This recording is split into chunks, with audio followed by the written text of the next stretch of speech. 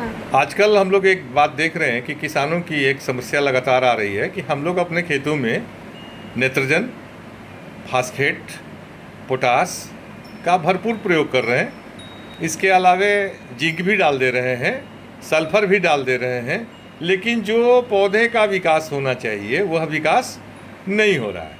अब वो विकास नहीं हो रहा है और ये जो है थोड़ी परेशानी का कारण है। तो ऐसी परिस्थिति में हमारे किसान भाई के सामने प्रश्न होता है कि अब हमको क्या करना चाहिए, क्या करें। तो वो क्या करते हैं कि बाज़ार में बहुत सारे जाइम या इस तरह की चीज़ें, फॉलिक एसिड, अन्य चीज़ें होती हैं जिनका कि वो इस्तेमाल करना शुरू कर देते हैं।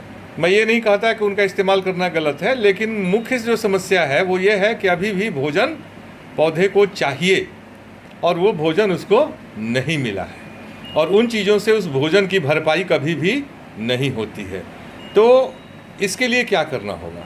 इसके लिए करना ये होगा कि हमारे जो खेत हैं उनमें जो फसल हमने लगा रखी है, अगर वो 40 दिन से अंदर की है तो उसमें हम पत्तों पर घोल बना करके पानी में घुलनशील उर्वरक, जिसको कि हम कहते हैं NPK 18-18-18, 19-19-19 या 20-20-20, 40 दिन से नीचे अगर है तो 1 किलोग्राम प्रति एकड़ की दर से इसका पानी में घोल बना के हम छिड़काव करेंगे।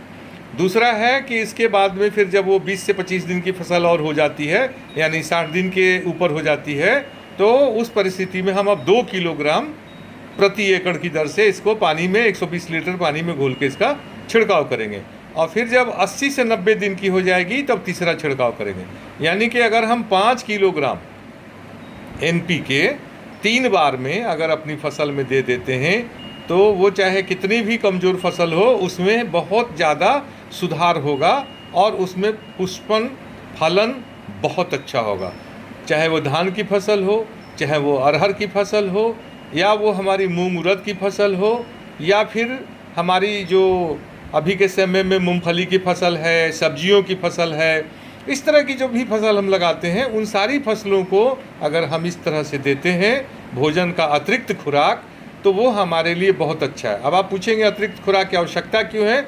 चूँकि हमारे खेतों की मिट्टी की जांच के आधार पर अनुशंसित खाद की मात्रा का अभी भी हम प्रयोग करने में सफल नहीं हुए हैं, और हमारे पास अधिक उपजशील प्रभेद आ गए हैं जिनकी की भूख ज़्यादा है, उनको भोजन की ज़्यादा आवश्यकता है। इसलिए अगर हम भोजन की भरपूर व्यवस्था कर देंगे सुनिश्चित, तो हमें पैदावार भी भरपूर होगी और हमारी खेती आनंददायक एवं लाभकारी हो जाएगी।